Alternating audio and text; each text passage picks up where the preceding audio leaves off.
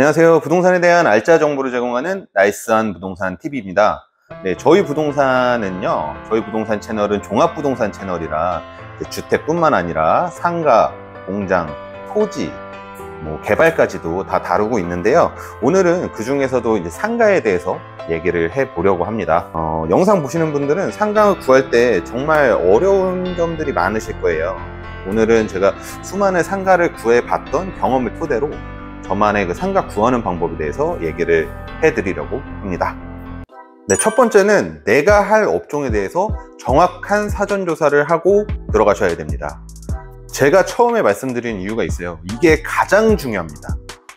주택 같은 경우는 사전조사 없이도 아무데나 들어가 봐도 구조가 비슷하고 가격이 비슷하면 큰 문제가 되지는 않습니다. 그러나 상가는 그렇지 않아요. 상가 같은 경우는 내가 할 업종이 유동인구가 많은 상권이 좋은지 아니면 특수 상권이 좋은지, 그리고 매출이 어느 정도 나와야 내가 그 중에서 얼마를 수익으로 가져갈 수 있는지, 그리고 어느 정도를 투자를 한다거나 광고 홍보비로 쓸 건지, 이런 것들을 사전조사를 정확히 하시고 상가를 얻으셔야 합니다.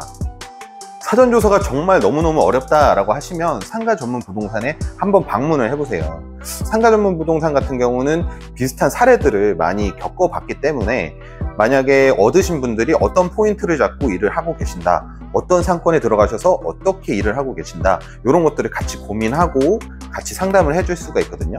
그래서 이제 조금 경험이 적은 부동산보다 경험이 있고 그리고 전문성 있는 부동산에 방문을 해주시는 게 가장 중요합니다. 두 번째는 입지를 꼭 확인을 하셔야 됩니다. 저는 상가는 입지가 40%, 그리고 상품의 질과 퀄리티가 30%, 그리고 광고 및 홍보가 30%를 차지한다고 생각을 합니다. 특히나 입지 같은 경우는 한번 정해서 들어가고 나면 2년 동안은 그 입지를 바꾸기가 어렵거든요. 그래서 내 업종에 맞는 입지를 찾아야 합니다. 만약에 대중식당 같은 경우는 내가 찾는 입지에 주변의 배우 세대가 어느 정도가 되는지, 유동인구가 어느 정도가 되는지, 그 상가의 주차장이 어느 정도 갖춰져 있는지, 이런 거를 확인하시는 게 좋을 것 같고요. 무인 아이스크림점 같은 경우는 주변에 초등학교나 중학교 이런 거를 끼고 있는지, 아니면 이제 학원가가 형성이 돼 있는 곳에 들어가는지, 이런 게 중요하다고 보시면 되고요. 병원 같은 경우는 사람들이 쉽게 그쪽으로 찾아올 수가 있는지, 그래서 역이 가깝거나 아니면 버스 정류장이 가깝거나 아니면 차량으로 오시는 분들을 위해서 이제 주차장이 좋거나, 이런 거를 확인을 하셔야 되고요. 입지는 한번 정하면 정말 변경하기가 힘들어요. 상품의 질, 광고 홍보 같은 거는 영업을 하면서 더 발전시킬 수 있는데요. 입지는 변경할 수가 없으니 꼭 주의 깊게 확인을 하셔야 됩니다. 네, 이제 세 번째는 임대 조건을 확인을 해 보셔야 되는데요. 근데 임대 조건이라고 하면 보증금, 월세, 렌트프리, 권리금 등이 있을 수 있겠는데요. 보증금이랑 월세는 원하는 상권의 시세에 따라 다 다를 거예요. 그래서 부동산을 방문하기 전 네이버 부동산이나 아니면 다른 어플들을 사용해서 시세를 어느 정도 확인을 하고 가시는 것을 추천을 드립니다. 그리고 렌트프리 같은 경우는 이제 신축 상가에 있는 내용인데요. 월세를 렌트프리 기간 동안은 안 내도 된다, 이런 형식인데요. 렌트프리가 많으면 많을수록 좋겠죠. 근데 렌트프리가 많아도 월세가 너무 비싸다 라고 하면 나중에 힘들어질 수가 있어요. 그래서 그것도 꼭 고려를 같이 해보셔야 되고요. 권리금이 있는 상가들이 있습니다. 그 경우에는 권리금에 어떤 것들이 포함이 되는지를 꼭 확인을 하셔야 됩니다. 권리금은 이제 영업권리, 바닥권리, 시설권리, 이런 식으로 나눠서 생각을 할 수가 있는데요. 권리금이 저렴하다 라고 생각이 들면 괜찮은 상가를 얻으실 수도 있어요. 예를 들어서 이제 천장에 시스템 에어컨 같은 게 있잖아요. 시스템 에어컨을 새 거를 설치를 하게 된다면 적어도 한 300~400 이상은 깨질 거예요. 근데 이제 권리금이 500인데 시스템 에어컨이 거기에 다 포함이 돼 있고 집기류들이 다 포함이 돼 있다 라고 하시면 이거는 권리금이 있어도 오히려 저렴한 상가라고 보실 수가 있습니다. 권리금을 주고 들어가는 게 꼭 손해가 되는 게 아니에요. 나중에 장사가 잘 되면 그만큼 본인도 권리금을 회수를 할 수가 있으니까요. 네 번째는 본인이 하실 업종의 법적 사항을 잘 따져보셔야 되는데요.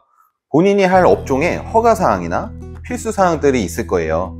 뭐 예를 들자면 일정 면적 이상으로 큰 음식점을 하시게 되거나 뭐 다른 업종을 하시게 되면 그 소방법 같은 게 강화가 되는 경우가 있고요. 그리고 만약에 사무실로 쓰던 호실들을 내가 이제 음식점으로 임차를 한다 라고 하면 그 오수 사용량이 늘어나서 이제 원인자 부담금이라는 게 부과되는 경우도 있어요. 뭐 건축물 대장이 위반 건축물이라서 영업 허가가 안 나오는 경우도 있고요. 사실 이런 거는 그 손님들이 잘 고려하시기가 힘들기 때문에 이런 거는 상가 전문 부동산이랑 같이 확인을 하시는 것을 추천드립니다. 뭐 미리 알고 가시는 게 가장 좋기는 합니다.